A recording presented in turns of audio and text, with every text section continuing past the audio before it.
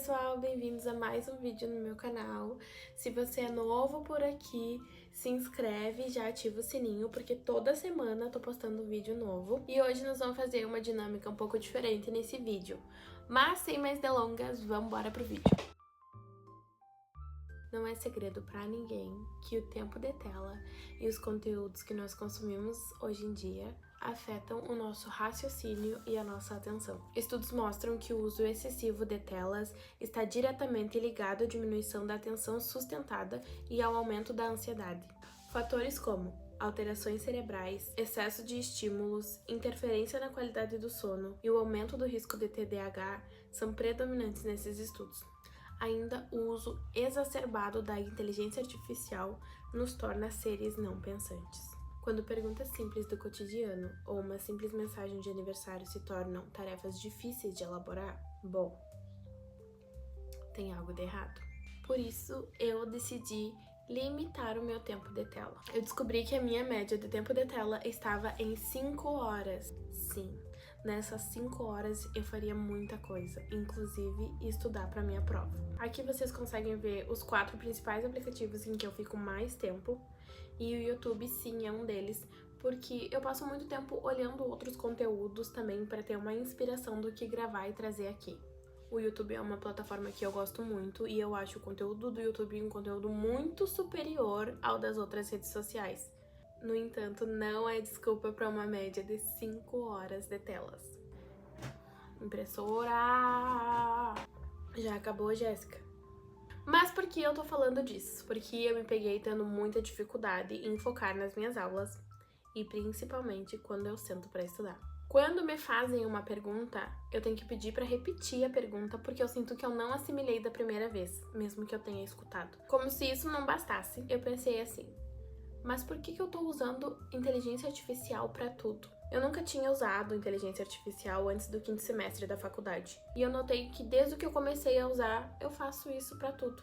Eu me peguei perguntando coisas básicas pro ChatGPT, até que nesse semestre da faculdade eu me vi perdida, como se eu não soubesse mais estudar. Além disso, toda vez que me fazem uma pergunta, mesmo que eu saiba a resposta, eu demoro muito tempo para elaborar a resposta. Gente, não me entendam mal, a inteligência artificial é uma ferramenta muito boa se você souber usar ela de forma adequada, algo que eu não estava fazendo. Eu usei a inteligência artificial para substituir o meu pensamento. Ao utilizar a inteligência artificial para estudar, eu simplesmente colocava as perguntas ali e ele respondia para mim. Então eu não precisava gastar um ATP pensando como é que eu ia responder aquelas perguntas. Então eu parei e pensei, mas como que eu estudava antes sem usar a inteligência artificial? Então eu entrei numa jornada de não usar mais inteligência artificial. Já tem alguns dias que eu tô fazendo isso e eu vou continuar, pelo menos até que eu saiba usar de forma adequada. Eu sei que tem muitas ferramentas boas dentro das inteligências artificiais que a gente pode usar para otimizar o estudo, mas até que eu consiga encontrar o meu caminho de volta para como eu estudava antes, eu não vou mais usar inteligência artificial. Então, o que eu tô fazendo para melhorar essa situação em que eu me coloquei? Eu comecei a desenvolver atividades que eu fazia antes, que por algum motivo eu parei de realizar. Então eu vou deixar para vocês aqui algumas atividades que eu fazia antes e que eu estou fazendo agora novamente, que me ajudaram a sair desse limbo. Número 1, caça palavras. É ótimo para treinar o rastreamento visual rápido e o foco seletivo. Número 2, palavras cruzadas.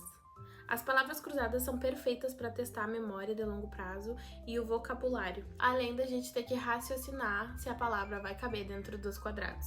Sudoku. Sim, o Sudoku é excelente para exercitar o raciocínio lógico e as resoluções de problemas. Eu sempre comprei essas revistas nos bazares da minha cidade, porque é uma atividade que eu desenvolvo desde criança com o meu pai. Meu pai sempre cultivou muito esse hábito, é um hobby dele fazer essas revistas de palavras cruzadas, de caça-palavras, Sudoku e essas outras atividades que eu mencionei aqui. E essas revistas a gente encontra em livrarias, na minha cidade tem bastante nos bazares e elas são muito baratinhas, é por volta de R$2, R$1,99, R$1,50, dependendo. Essa aqui tá até com preço, ó, foi R$1,50. Então são atividades muito importantes para exercitar o nosso pensamento, a nossa cognição, a nossa atenção, coisas que, porque a gente passa muito tempo nas telas, a gente acaba não fazendo. Nosso cérebro não foi feito para a quantidade de estímulos que a gente recebe hoje em dia. Então a gente saindo um pouquinho das telas e fazendo um pouquinho disso aqui vai nos ajudar imensamente. Eu observei que agora que eu voltei a realizar essas atividades, eu tenho um pouco mais de dificuldade de fazer e também a minha atenção ela desvia a todo momento. Antes eu fazia uma revista dessas aqui muito rápido, em questão assim de um dia eu fazia uma revista inteira e hoje em dia é difícil pra mim fazer 2 páginas. Mas é um processo gradual, assim como a gente não fica sem atenção de uma hora pra outra por assistir um vídeo o dia inteiro, a gente também não vai recuperar a atenção de uma hora pra outra. Então é um processo gradual, a gente tem que ir desenvolvendo essas atividades todos os dias. Além disso, gente, livros de enigmas também estão entre os meus queridos para exercitar o nosso cérebro. Sim, eu tenho diversos livros de enigmas. Tudo bem que a Mandíbula de Caim a gente sabe que é um livro extremamente difícil, só 5 pessoas no mundo resolveram, mas sim, eu comprei e como vocês podem ver, ele tem algumas marcações, porque sim, gente, eu adorava ler e desenvolver esse tipo de coisa. Os livros de enigmas eu comprava, se vocês olharem, eles estão rabiscados, porque sim, eu resolvia bastante esses livros, mas também por algum motivo ficaram parados na prateleira e eu parei de desenvolvê-los. Então eu estou retornando a desenvolver essas atividades de enigmas. Eles são ideais para desafiar o pensamento crítico e a dedução lógica. E eu também voltei a ler.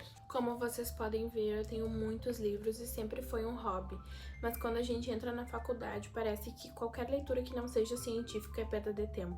Mas a leitura é excelente para expandir a imaginação e treinar a atenção sustentada por longos períodos, além de nos trazer uma fuga das loucuras que é o mundo acadêmico. Então agora, ao invés de eu passar 5 horas nas minhas telas, eu vou investir esse tempo fazendo essas atividades que eu deixei aqui pra vocês. E esse vai ser o vídeo em que eu vou lançar esse desafio. Por pelo menos 30 dias eu desenvolver essas atividades todos os dias, nem que seja por 15 minutos. Diminuir o meu tempo de tela e limitar o uso da inteligência artificial até que eu consiga recuperar um pouco do meu foco, da minha atenção e também a minha cognição, que eu sinto que todos estão lá embaixo. Então vamos ver como vai ser os resultados desse processo durante 30 dias. Espero que vocês sigam essas dicas também e que vocês tenham gostado desse tipo de vídeo, que é um pouco diferente do que eu tô costumando fazer por aqui. Mas é isso, vejo vocês no próximo. Beijo!